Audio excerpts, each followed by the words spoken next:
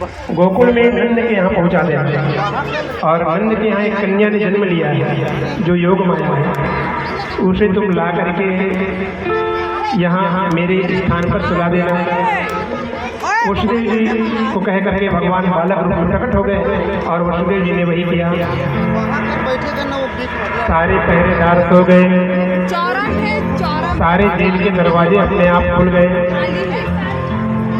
वसुदेव जी के हाथों की बेड़ी अपने आप टूट गई और वसुदेव जी ने भगवान को टोकरी में उठा लिया और टोकरी में उठाकर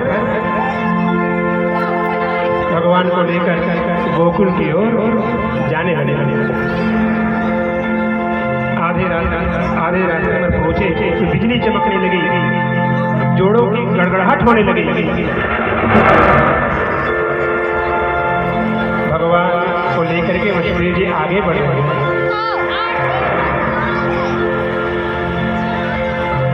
आधी रात्रि में वसुदेव जी भगवान को लेकर यमुना में प्रवेश किया। यमुना जी ने देखा कि मेरे प्रभु आ रहे हैं, तो यमुना जी की लहरें,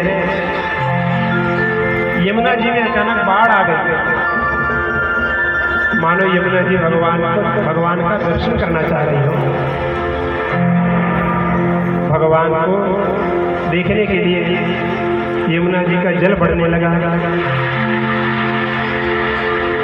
भगवान ने सोचा ऐसे में तो मेरे पिताजी डूब जाएंगे, तो भगवान ने अपना एक पांव टोकरी से नीचे कर दिया और भगवान के चरणों का स्पर्श करके यमुना जी शांत हो गए। संत जन एक बात और कहते हैं इस विषय पर। यमुना जी आगे बढ़ी और जैसे ही वसुदेव जी की गर्दन तक यमुना जी का जल पहुंचा तो यमुना जी को भगवान के दर्शन तो नहीं हुए, लेकिन वसुदेव जी की दाढ़ी दिख गई।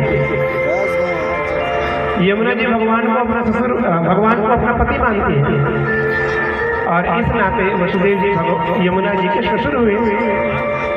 तो ससुर की दाढ़ी देख करके यमुना जी लजा गई और लजा करके उन्होंने अपना जल स्तर घटा लिया। अब भगवान को लेकर के वसुदेव जी आगे जाए। संत जन वर्णन करते हैं, चढ़ आई यमुना अचट चढ़ आई यमुना, चढ़ आई यमुना अचट चढ़ आई यमुना, हो आवत जय हो तो अचट चढ़ आई यमुना, हो आवत अचट चढ़ आई यमुना, हो आवत